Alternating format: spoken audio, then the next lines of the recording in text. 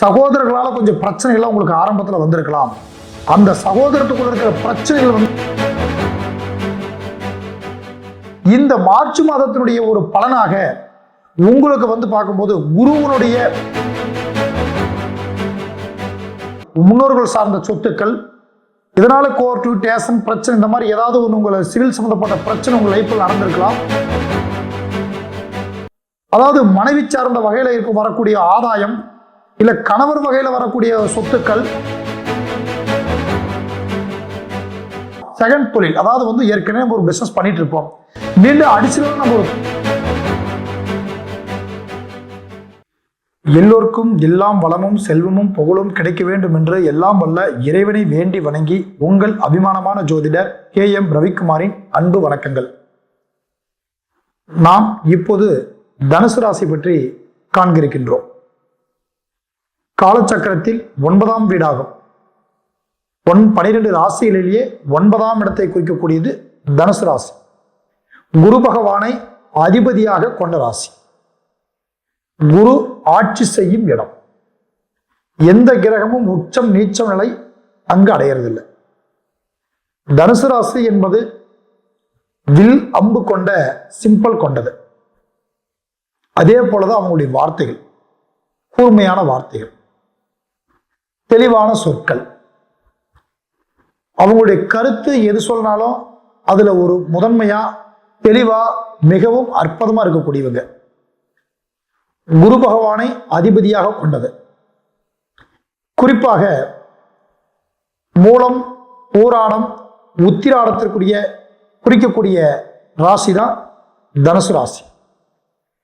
இந்த தனுசு ராசியில பிறந்தவங்க வந்து வாழ்க்கையில இவங்க படாத கஷ்டமே இருக்காது.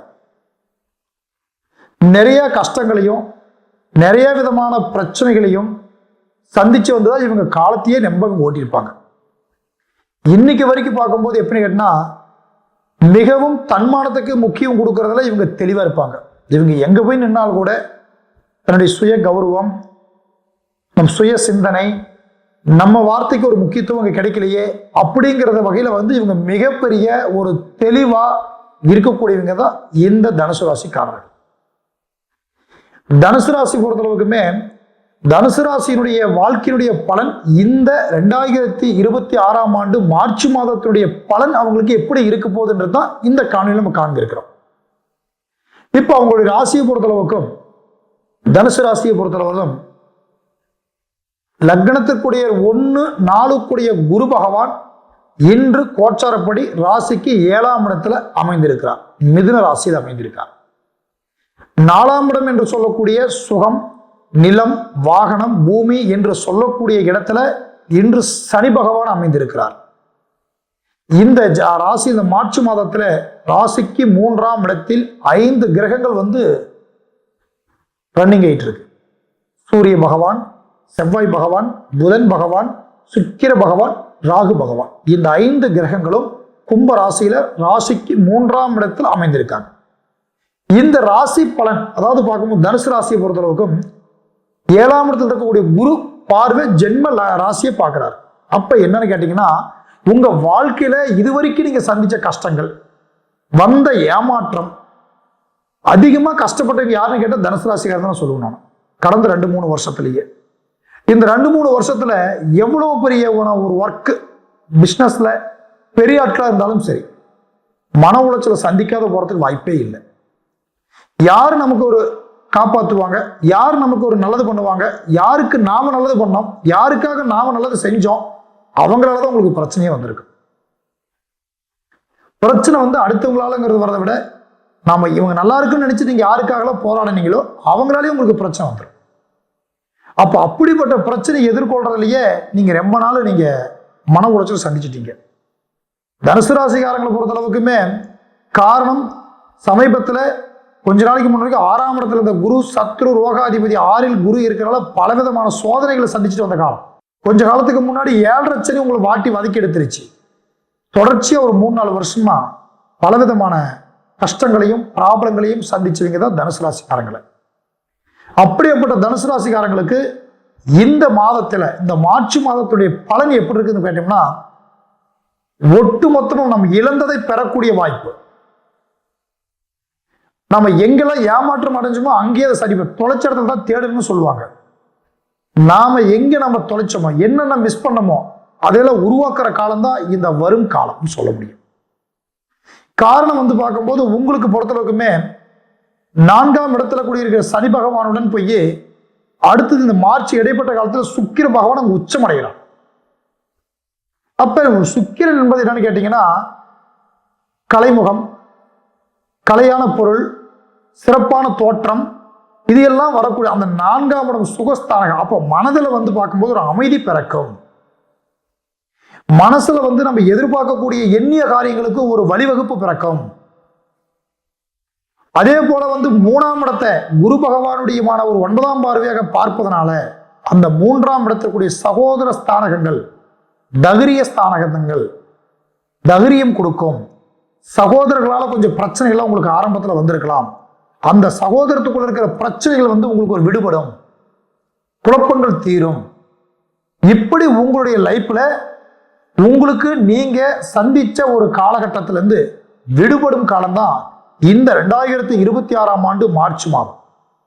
இந்த மார்ச் மாதத்தினுடைய ஒரு பலனாக உங்களுக்கு பார்க்கும்போது குருவனுடைய பலன் கிடைச்சிருப்பதனால நீங்க அதிகமான வழிபட வேண்டிய ஒரு தெய்வ பலன் தட்சிணாமூர்த்தியை வழிபாடு பண்ணணும்.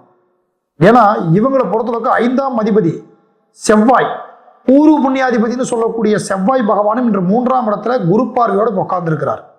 அப்ப உங்களுடைய பூர்வ புண்ணியங்கள், உங்களுடைய ஒரு முன்னோர்கள் சார்ந்த சொத்துக்கள், இதனால கோர்ட்டு டேஷன் பிரச்சனை, இந்த மாதிரி ஏதாவது ஒன்று உங்களை சிவில் சம்பந்தப்பட்ட பிரச்சனை உங்க லைஃப்ல நடந்திருக்கலாம், நடக்கிறதுக்கு வாய்ப்பு நிறைய இருந்திருக்கும் பெரும்பாலானவர்களுக்கு. அப்படி வந்தவங்களுக்கு எல்லாமே இப்ப உங்களுக்கு ஒரு அதுல இருந்து ஒரு விதிவிலக்கு பிடிச்சிட்டு வெளியில வரக்கூடிய ஒரு வாய்ப்புகள், உங்களுக்கு சாதகமா வரக்கூடிய ஒரு வாய்ப்பு, இது எல்லாம் இந்த நேரங்கள்ல உங்களுக்கு அது கிடைக்கும். காரணம் கூட புதன் இருக்கார். புதன் மங்கள யோகம், 7 குடையவரும் 10 குடையவரும் புதன். இந்த புதன் அந்த இடத்துல உட்கார்ந்து இருப்பதனால 7ஆம் இடம் என்பது மனைவி ஸ்தானகம். மனைவி ஸ்தானகத்தில் குரு பகவான் அமைந்து 7க்கு அதிபதியான புதனையும் பார்வை பார்க்கிறாங்க. அப்ப கணவன் மனைவியுடைய ஒற்றுமை, அதாவது மனைவி சார்ந்த வகையில வரக்கூடிய ஆதாயம், இல்ல கணவர் வகையில வரக்கூடிய சொத்துக்கள், இதுல ஏதாவது ஒரு பிரச்சனை ப்ராப்ளம் இருந்தாலும் அதையெல்லாம் உங்களுக்கு சரியாகக்கூடிய ஒரு காலகட்டங்கள். அவங்களுடைய ஆரோக்கியம், உடல்நிலை, ஏன்னா சமீபத்தில் கொஞ்சம் ஹாஸ்பிட்டல் செலவு, விரைவு செலவுகள் எல்லாம் கொஞ்சம் நிறைய நீங்க பண்ணியிருப்பீங்க உங்க ஃபேமிலிக்காக. அதையெல்லாம் உங்களுக்கு அந்த மருத்துவ செலவுகளிலிருந்து வெளியில வரக்கூடிய ஒரு காலகட்டம் இந்த ஒரு காலகட்டமா உங்களுக்கு அமைஞ்சிருக்கு. உங்களுடைய ஒரு காலகட்டத்தை பொறுத்தளவுக்கும் இந்த நேரத்துல நம்ம புதுசா ஏதாவது உருவாக்கலாம். செகண்ட் தொழில், அதாவது ஏற்கனவே ஒரு பிசினஸ் பண்ணிட்டு இருப்போம், மீண்டும் அடிஷனலா நம்ம ஒரு தொழில் செய்யலாம், அடிஷனலா நம்ம ஒரு உருவாக்கலாம் அப்படின்னு நினைக்கக்கூடிய உங்களுக்கு ஒரு ஊக்கமான நேரம் இது. நம்ம அனுபவம் ரீதியாக இருக்கக்கூடியது, நம்ம எதுல அனுபவம் இருக்குதோ அதை நீங்க தேடி முயற்சி பண்றது உங்களுக்கு அடிஷனல் பிசினஸா உங்களுக்கு நல்ல விதத்துல செட் ஆகக்கூடிய நேரம் இருக்குது. அதுக்கான முயற்சிகளும் நீங்க கண்டிப்பா நீங்க செய்யலாம். வாய்ப்பு நிச்சயம் உங்களுக்கு உண்டு. உங்களுடைய ஒரு சுய ஜாதகத்தை ஒரு முறை நீங்க தெளிவா பார்த்துட்டு எந்த காரியமான துணிச்சலா தைரியமா தன்னம்பிக்கையோட செஞ்சுட்டு வாங்க. நிச்சயம் உங்களுக்கு வெற்றி கிடைக்கும். உங்களுக்கு ஏதாவது ஒரு சந்தேகம், டவுட் இருந்தால் கீழே மொபைல் நம்பருக்கு நீங்க கான்டாக்ட் பண்ணி நீங்க கேட்கலாம். நன்றி, வணக்கம். அடுத்தடுத்த வீடியோவை நீங்கள் பார்க்குறதுக்கு சப்ஸ்கிரைப் பண்ணி வச்சுக்கோங்க. பிடிச்சிருந்தால் லைக் பண்ணுங்கள். உங்கள் ஃபேமிலி ஃப்ரெண்ட்ஸுக்கு எல்லாத்துக்கும் ஷேர் பண்ணி சப்போர்ட் பண்ணுங்கள். நன்றி, வணக்கம்.